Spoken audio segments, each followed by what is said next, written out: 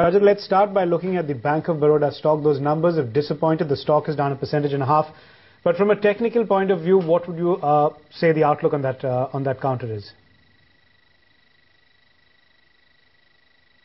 First, if you look at it, and right at the time when the results were being announced and televised live on your channel, the stock shot up initially to 740, and during the same time it also touched, during the same first 5 minutes, it also touched 728.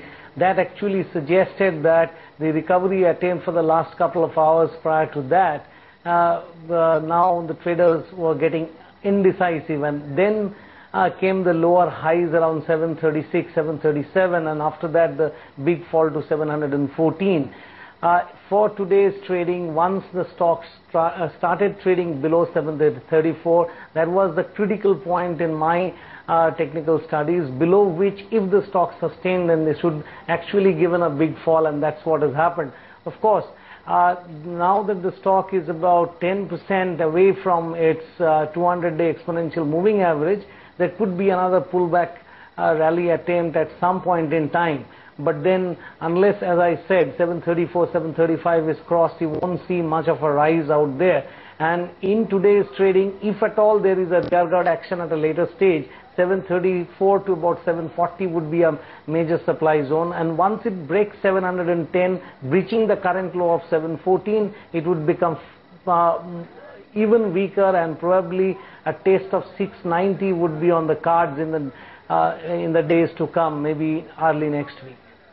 Rajat, but apart from a Bank of Baroda, it's the Bank Nifty which has cracked, and most of the counters and Axis to an ICICI Bank and SBI, all of them are coming under quite a bit of pressure right now. So would you be shorting the Bank Nifty as well? See, now we are at a handshaking distance for the Nifty with its 29th March low of 5135. And the banking sector particularly is the weakest. So Bank Nifty, you can go short even at current levels.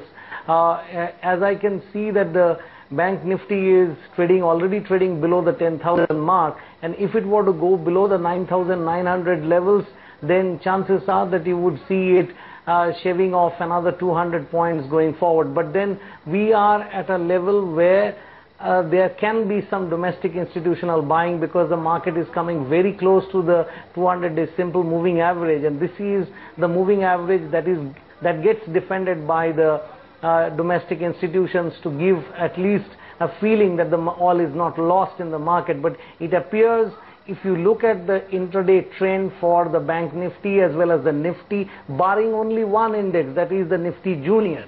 Nifty Junior is the only index that is showing fair bit of resilience. It has fallen only 0.4% compared to a lot of other indices, including the Bank Nifty, which are very weak.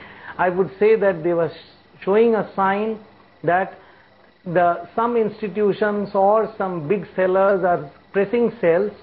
After the market falls, they wait a bit, and then again on a bit of a bounce, they are selling again. This is a delivery-based selling pattern that we notice on the stocks in the market. And unless the Nifty recovers to above 5180 level, we are likely to test the 29th March low of 5135 or even 5120, where the 200-day moving average is located.